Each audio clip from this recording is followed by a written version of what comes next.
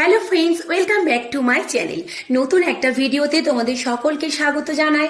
আজকে আমি তোমাদের সঙ্গে কিছু মজাদার কিচেন টিপস শেয়ার করব। আশা করছি এই টিপসগুলো তোমাদের ভালো লাগবে আর একটু হলেও উপকারে লাগবে। তো চলো কথা না বাড়ি আজকের ভিডিও শুরু করে দিই। আজকে আমাদের 1 নাম্বার টিপস দেখো, এরকম কাঁচের গ্লাসের মধ্যে যখন আমরা জল ঢালি তখন অনেক সময় কি হয়, গরম চা বা জল ঢাললে এই নিচ থেকে তলাটা ছেড়ে যায় এবং কাঁচের গ্লাস বা কাপটা ভেঙে যায়। তো যাতে না ভাঙে তার জন্য খুব সুন্দর একটা আইডিয়া তোমাদের সঙ্গে নিয়ে চলে এসেছি। দেখো, যখনই গরম জল ঢালবো তার আগে আমরা এরকম যদি দুটো স্টিলের চামচ দিয়ে নিই, তারপরে যদি জলটা ঢালি তাহলে কিন্তু কাপটা বা গ্লাসটা ফাটবে না। তার কারণ হচ্ছে যে যখনই আমরা জল ঢালবো, এই গরম জলটা যেই ঢালবো সঙ্গে সঙ্গে এর যে টেম্পারেচারটা সেটা হচ্ছে এই চামচটা টেনে নেবে।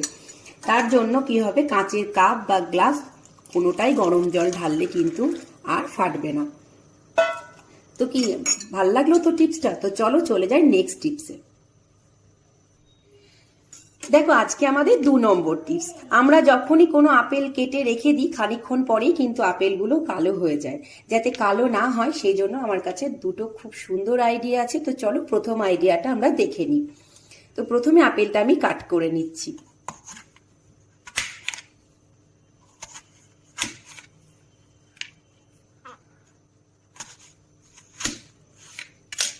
দেখো, আপেলটা আমার কিন্তু কাট করা হয়ে গেছে। এবার যাতে আপেলটা নষ্ট না হয় সেই জন্য কি করব, দেখো আমার কাছে দুটো এরকম রাবার ব্যান্ড নিয়ে নিয়েছি, সবার কাছেই থাকে। তো এইভাবে আপেলটাকে আমরা রাবার ব্যান্ড দিয়ে এরকম আটকিয়ে নেব। তারপরে কিন্তু খানিকক্ষণ যতক্ষণ খুশি রেখে দাও, আপেল কিন্তু আর কালো হবে না। কি ভালো লাগলো তো টিপসটা?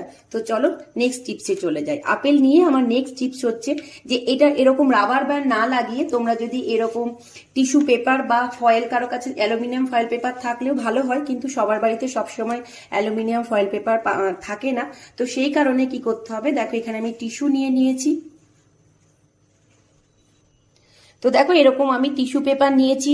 তো এখানে আমি রাবারটা খুলে দিচ্ছি।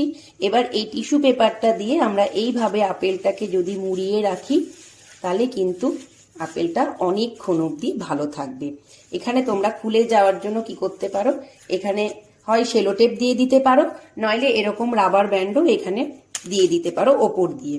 তাহলে কিন্তু আপেলটা অনেকক্ষণ অবধি ভালো থাকবে। চলো চলে যাই নেক্সট টিপসে। চলে এসছি নেক্সট টিপস নিয়ে।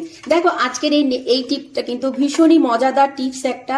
এরকম প্রদীপ কিন্তু আমাদের কালী পুজোর সময় কেনা হয়, তো এক্সট্রা থেকে গিয়েছিল। তো দেখো, এটা দিয়ে এই ধরনের গুলো আমাদের ভীষণই কাজে লাগে। তাড়াতাড়ির সময় একটু আদা বা রসুন পেঁয়াজ সমস্ত কিছু তাড়াতাড়ি করে ঘষে নিতে ভীষণই, কিন্তু সবসময় ব্যবহার করতে করতে কিন্তু এর ধারগুলো চলে যায়। তো এর ধারটা যাতে আবার ফিরিয়ে আনতে পারি তার জন্য একটা মজাদার টিপস তোমাদের সঙ্গে শেয়ার করছি। এরকম প্রদীপ নিয়ে ওপর থেকে নিচের দিকে এইভাবে বেশিক্ষণ নয়, মোটামুটি 30 থেকে 40 সেকেন্ড মতন এরকম করলেই কিন্তু দেখো এইভাবে পড়ছে। এইভাবেই করলেই কিন্তু দারুণ সুন্দর এটা ধার হয়ে যাবে এবং আগের মতন আবার ব্যবহার করতে কোনো অসুবিধে হবে না। আবার দেখো, আবার এটাও আছে, এটারও ধার কিন্তু ওরকম চলে গেছে। তো এইভাবে আমরা এটাকে এরকম করে দিলেই কিন্তু আবার আগের মতো ধার চলে আসবে। কি ভালো লাগলো তো টিপসটা? এই টিপসটা ভালো লাগলে অবশ্যই একটা লাইক দিয়ে দিও। চলে এসছি নেক্সট টিপস নিয়ে। দেখো, নেক্সট টিপ প্রদীপ নিয়েই দেখাবো।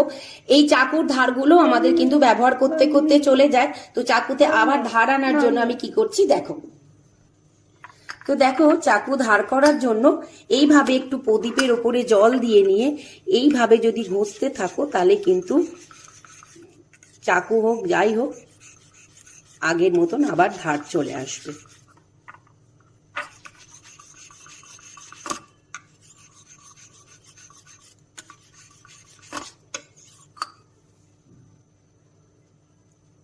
কি ভালো লাগলো তো টিপসটা? চলো চলে যাই নেক্সট টিপসে। আজকে আমাদের নেক্সট টিপস হচ্ছে এরকম বিস্কুটের কোটো নিয়ে। অনেক সময় কি হয়, বিস্কুট নিতে গিয়ে বাচ্চারা কোটোটা ঢাকনাটা ঢিলা করে রেখে দেয় এবং বিস্কুটগুলো ভেতরে আস্তে আস্তে খারাপ হয়ে যায়, নরম হয়ে যায়। যাতে নরম না হয় তার জন্য একটা দারুণ টিপস আমি আপনাদের সঙ্গে শেয়ার করছি। এই বিস্কুটের কোটোর মধ্যে আমরা কি করব, এখানে আমি 1 চামচ মতো চিনি দিয়ে দিচ্ছি। এরকম চিনি দিয়ে নিয়ে তারপরে আমরা ঢাকনাটা লাগিয়ে রাখছি। একটু ঢাকনা যদি ঢিলাও থাকে তাহলেও কিন্তু বিস্কুট তাড়াতাড়ি নরম হবে না। তো কি ভালো লাগলো তো আজকের টিপসটা? তো চলুন চলে যাই নেক্সট টিপসে। আজকে আমাদের নেক্সট টিপ, দেখো নেক্সট টিপ হচ্ছে আমাদের হানি নিয়ে। যখনই আমরা বাচ্চাদেরকে বা নিজেরাও খাই তখন আমরা এরকম করে চামচের মধ্যে প্রথমে মধুটাকে ঢেলে নিই। ঢেলে নেওয়ার পর তারপরে আমরা এটাকে বাটির মধ্যে দিয়ে দিই। দেখো বাটির মধ্যে দেওয়ার পরে সত্ত্বেও কিন্তু গোটা মধুটা কিন্তু বাটিতে গেল না, খানিকটা চামচে লেগে থাকলো। এবার অর্ধেকটা চামচেই থেকে গেল। এবার এটা থেকে সরাতে গেলে আমাদেরকে হাত আঙুল ইউজ করতে হবে। তো সেটা না করে যাতে চামচ থেকে সমস্ত মধুটাই বাটির মধ্যে পড়ে যায়, সেই জন্য একটা বড় খুব সুন্দর টিপ তোমাদের সঙ্গে শেয়ার করছি। তো আমাদের যাতে পুরো মধুটা পড়ে যায় বাটির মধ্যে, তার জন্য কি করতে হবে, দেখো এখানে চামচের মধ্যে একটুখানি আমি ঘি লাগিয়ে দিচ্ছি, জাস্ট 1 ড্রপ মতো ঘি লাগিয়ে দেব। তারপরে এর মধ্যে আমরা মধুটা নিয়ে নিচ্ছি। এবার আমরা বাটিতে ঢেলে দেব।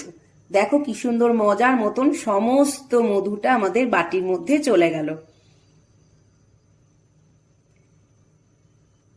আর দেখো আগের চামচটার কিন্তু মধু এখনো রয়ে গেছে, এখনো পুরো মধুটা পড়তে দেখো এখনো মধু লেগে আছে।